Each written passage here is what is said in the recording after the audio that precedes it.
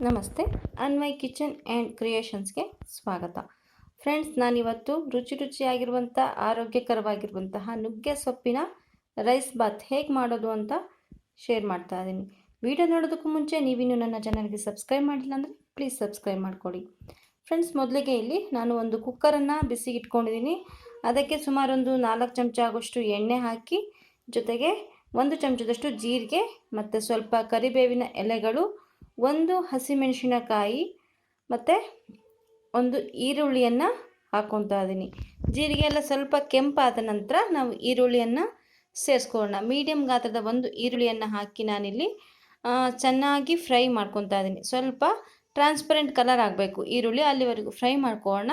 ಜೊತೆಗೆ ಅದ್ರ ಜೊತೆಗೇ ನಾವಿಲ್ಲಿ ಅರಿಶಿನ ಪುಡಿ ಮತ್ತು ಶುಂಠಿ ಬೆಳ್ಳುಳ್ಳಿ ಪೇಸ್ಟು, ನಾನಿಲ್ಲಿ ಶುಂಠಿ ಬೆಳ್ಳುಳ್ಳಿಯನ್ನು ಕ್ರಷ್ ಮಾಡಿ ಹಾಕಿದ್ದೀನಿ. ನೀವು ಡೈರೆಕ್ಟ್ ಪೇಸ್ಟ್ ಕೂಡ ಮಾಡಿ ಹಾಕ್ಕೊಳ್ಬೋದು. ಅದಾದ ನಂತರ 1 ನಿಮಿಷ ಮತ್ತೆ ಮಿಕ್ಸ್ ಮಾಡಿಕೊಂಡು, ಈಗ ನಾನು ಇದಕ್ಕೆ 1 ದೊಡ್ಡ ಗಾತ್ರದ ಟೊಮೆಟೊ ಹಣ್ಣನ್ನು ಸೇರಿಸ್ಕೊತಾ ಇದ್ದೀನಿ. ಟೊಮೆಟೊ ಹಾಕಾದ್ಮೇಲೆ ಮತ್ತೆ ಇದನ್ನು ಚೆನ್ನಾಗಿ ಫ್ರೈ ಮಾಡ್ಕೊಳ್ಬೇಕು. ಟೊಮೆಟೊ ಸ್ವಲ್ಪ ಸ್ಮೂತ್ ಆಗೋವರೆಗೂ ಇದನ್ನು ನಾವು ಫ್ರೈ ಮಾಡಿಕೊಂಡ್ರೆ ಸಾಕು. ತುಂಬಾ ರುಚಿಕರವಾಗಿರುತ್ತೆ, ತುಂಬ ಬೇಗ ಕೂಡ ಮಾಡ್ಬೋದು. ಕಡಿಮೆ ಪದಾರ್ಥಗಳನ್ನು ಬಳಸಿ ನಾವಿಲ್ಲಿ ಈ ರೆಸಿಪಿಯನ್ನು ಮಾಡ್ಬೋದು. ನೋಡಿ, ಟೊಮೆಟೊ ಎಲ್ಲ ಸ್ವಲ್ಪ ಸ್ಮೂತ್ ಆಗಿದೆ.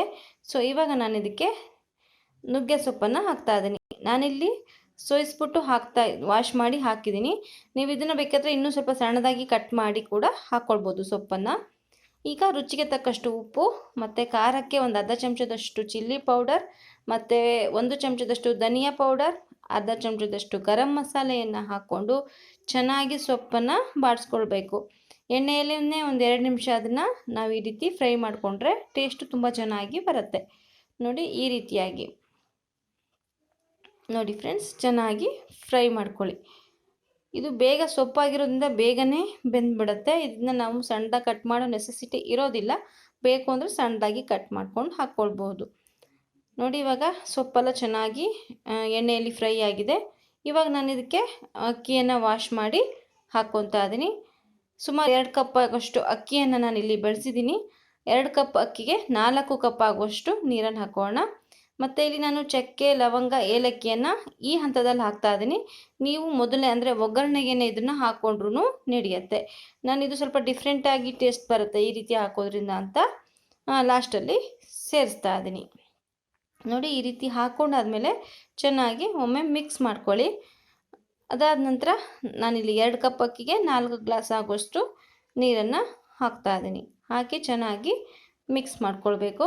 ನೋಡಿ, ಒಮ್ಮೆ ಮಿಕ್ಸ್ ಮಾಡಾದಮೇಲೆ ಇದಕ್ಕೆ ನೀವು ಕೊತ್ತಂಬರಿ ಸೊಪ್ಪನ್ನು ಹಾಕ್ಕೊಂಡು ಲಿಡ್ಡನ್ನು ಕ್ಲೋಸ್ ಮಾಡಿ 2 ವಿಸಲ್ ಕೂಗಿಸ್ಕೊಂಡ್ರೆ ನಮ್ಮ ರೈಸ್ ಬಾತ್ ರೆಡಿ ಆಗುತ್ತೆ.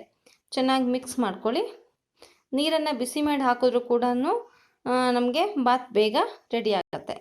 ನೋಡಿ, ಇವಾಗ ನಾನು ಮುಚ್ಚಳವನ್ನು ಮುಚ್ತಾ ಇದ್ದೀನಿ. ಮುಚ್ಚಿ 2 ವಿಸಲ್ಲು ಕೂಗಿಸ್ಕೊತಾ ಇದ್ದೀನಿ.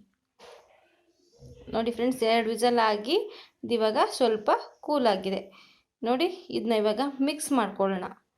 ಮಿಕ್ಸ್ ಮಾಡಿಕೊಂಡ್ರೆ ನಮ್ಮ ನುಗ್ಗೆ ಸೊಪ್ಪಿನ ರೈಸ್ ಬಾತ್ ಟೇಸ್ಟಿಯಾಗಿ ರೆಡಿ ಆಗುತ್ತೆ. ಇದನ್ನ ನೀವು ಚಟ್ನಿ ಜೊತೆ ಸರ್ವ್ ಮಾಡ್ಬೋದು. ಈ ವಿಡಿಯೋ ನಿಮಗೆ ಇಷ್ಟ ಆಗಿದೆ ಅಂತ ಭಾವಿಸ್ತೀನಿ ಫ್ರೆಂಡ್ಸ್. ಇಷ್ಟ ಆದರೆ ಲೈಕ್, ಶೇರ್, ಕಾಮೆಂಟ್ಸ್ ಮಾಡೋದನ್ನು ಮರಿಬೇಡಿ. Thank you for watching.